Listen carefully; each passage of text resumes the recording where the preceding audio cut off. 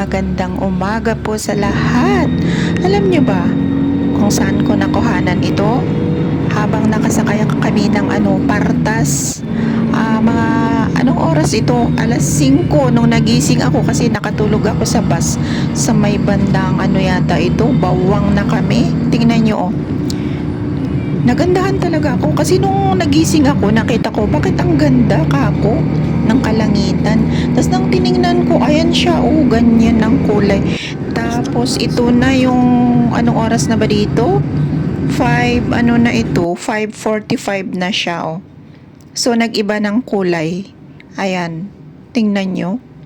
Tapos syempre, mga kabahayan, o tingnan nyo, maaga pa, wala pang gaanong nakikitang sasakyan dyan.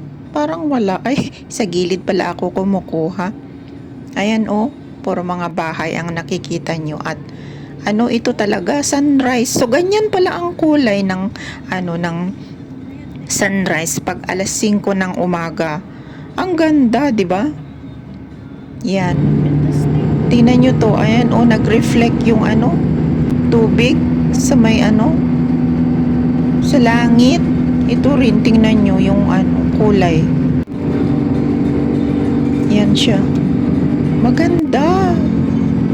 Grabe talaga. Nung nakasakay ako, nung nakita ko yan, hindi na ako nakatulog. Promise.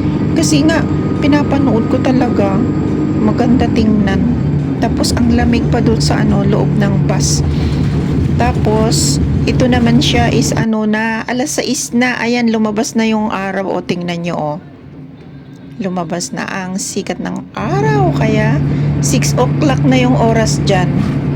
O, diba, nasa na siya, bumaba na yung araw. Yan. Nagandahan pa rin ako. Yung kasama ko dyan, natutulog na. Ako, hindi na nakatulog nung nakita ko yan. Yan po. Wala nang gaanong nakasakay kasi bumaba na sila. Konti na lang ang natira dito kasi papunta na kami ng Santa Maria. Tapos ito, alam nyo kung anong oras na to, alas 6 na, nakarating kami sa ito, Candon.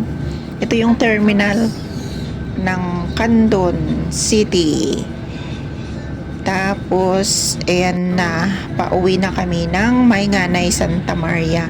Maraming salamat po. See you again on the next video. Thank you so much. Have a good day everyone. Enjoy lang tayo. Ito pa pala may pahabol. Hindi pa pala tapos yung biyahe namin.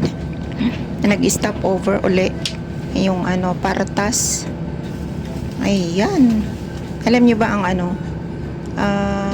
pamasahe magmula sa Clark hanggang sa Santa Maria is 650 ang isa. Ngayon, nung umuwi ako lang nitong July,